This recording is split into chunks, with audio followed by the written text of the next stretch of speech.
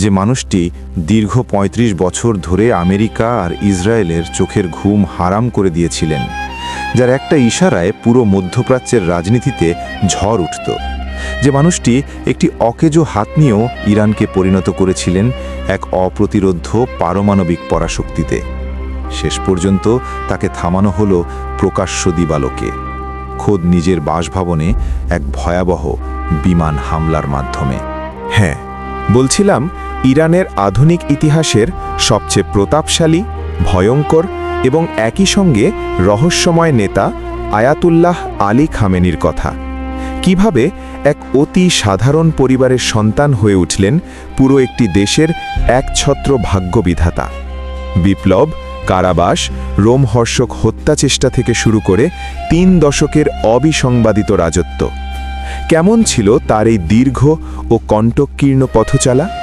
আর কেনই বা যুক্তরাষ্ট্র ও ইসরায়েল যৌথ অভিযান চালিয়ে দিনের আলোতে পৃথিবী থেকে সরিয়ে দিল এই লৌহ মানবকে? তার মৃত্যুর পর এখন কে ধরবে ইরানের হাল? চলুন আজকের ভিডিওতে আমরা উন্মোচন করব আয়াতুল্লাহ আলী খামেনির জীবনের শুরু থেকে রক্তাক্ত বিদায় পর্যন্ত না জানা সব চাঞ্চল্যকর অধ্যায়। চোখ রাখুন স্ক্রিনে, কারণ আজকের এই বাস্তব গল্প হার মানাবে যে কোনো হলিউড থ্রিলারকেও। আয়াতুল্লাহ খামেনির পুরো নাম সৈয়দ আলী হুসাইনি খামেনি। ১৯৩৯ সালের ১৯ এপ্রিল ইরানের উত্তর পূর্বাঞ্চলের পবিত্র শহর মাশহাদে এক অতি সাধারণ ও ধর্মপ্রাণ পরিবারে তিনি জন্মগ্রহণ করেন। তার বাবা আয়াতুল্লাহ জাওয়াদ খামেনি ছিলেন সেই সময়ের একজন প্রখ্যাত আলেম। ৮ ভাই বোনের মধ্যে আলী খামেনি ছিলেন দ্বিতীয়। খামেনির শিক্ষাজীবন শুরু হয় খুব অল্প বয়সে। মাত্র ৪ বছর বয়স থেকেই তিনি পবিত্র কোরআন শিক্ষা শুরু করেন। প্রাথমিক শিক্ষা শেষে তিনি মাশহাদের ধর্মীয় শিক্ষা প্রতিষ্ঠানে হাউজা পড়াশোনা করেন এবং পরবর্তীতে উচ্চশিক্ষার জন্য ইরাকের নাজাফ ও ইরানের পবিত্র শহর কোমে পাড়ি জমান। ১৯৬৩ সাল থেকে তিনি ইরানের তৎকালীন শাসক রেজা শাহ পাহলভীর বিরুদ্ধে আন্দোলনে সক্রিয় হন। বিপ্লবের আগে দীর্ঘ রাজনৈতিক জীবনে তিনি মোট ৬ বার গ্রেফতার হন এবং বর্বর নির্যাতনের শিকার হন। এমনকি একবার তাকে ৩ বছরের জন্য নির্বাসনেও পাঠানো হয়েছিল। ১৯৮৯ সালে ঐতিহাসিক ইসলামী বিপ্লবের পর নতুন সরকারে তিনি প্রতিরক্ষা প্রতিমন্ত্রী এবং তেহরানের জুমার নামাজের ইমাম হিসেবে গুরুত্বপূর্ণ দায়িত্ব পালন করেন।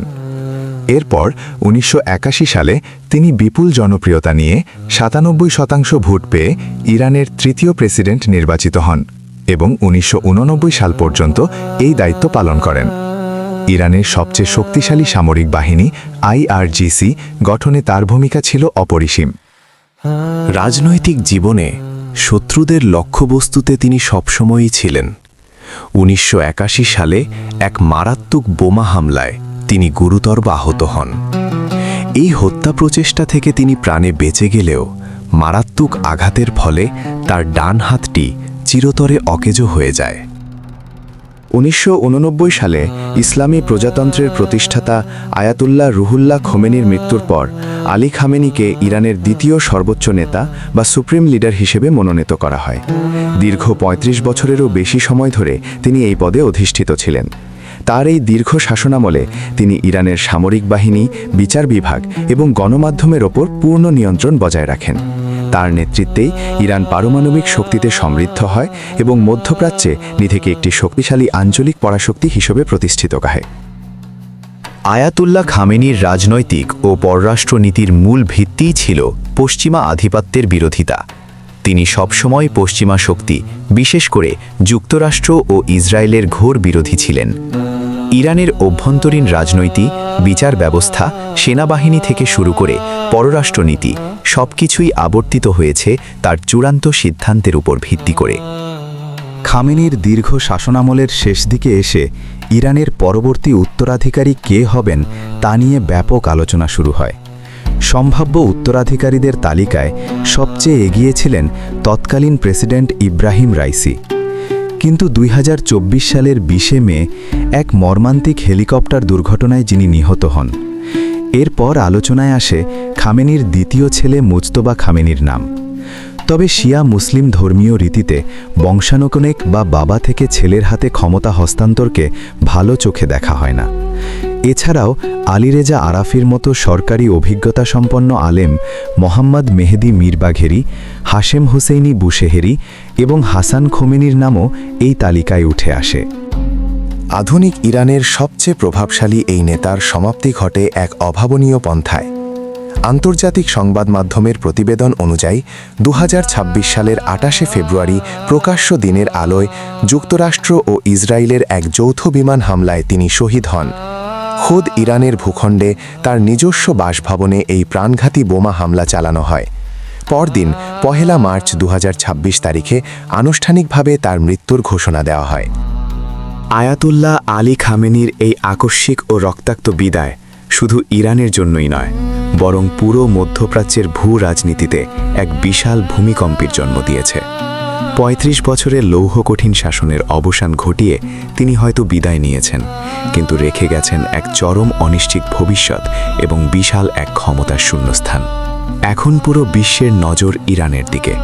কে হবেন এই শূন্য সিংহাসনের পরবর্তী উত্তরাধিকারী? খামেনি হত্যার চরম প্রতিশোধ নিতে ইরান কি এবার আমেরিকা ও ইসরায়েলের সাথে সরাসরি কোনো সর্বাত্মক যুদ্ধে জড়াবে, নাকি ভেতরে ভেতরেই শুরু হবে ক্ষমতার এক নতুন ও ভয়ঙ্কর লড়াই? আপনাদের কি মনে হয়, খামেনি পরবর্তী ইরান কি আরও ভয়ঙ্কর হয়ে উঠবে, নাকি ভেঙে পড়বে অভ্যন্তরীণ ক্ষমতার দ্বন্দ্বে? আপনাদের মূল্যবান মতামত অবশ্যই নিচের কমেন্ট বক্সে আমাদের জানান। আজকের এই রোমাঞ্চকর ও তথ্যবহুল বিশ্লেষণটি ভালো লাগলে ভিডিওটিতে একটি লাইক দিন, আর আন্তর্জাতিক রাজনীতি ও ইতিহাসের এমন আরও অজানা চাঞ্চল্যকর গল্প সবার আগে পেতে আমাদের চ্যানেলটি সাবস্ক্রাইব করে পাশের বেল আইকনটি বাজিয়ে দিন।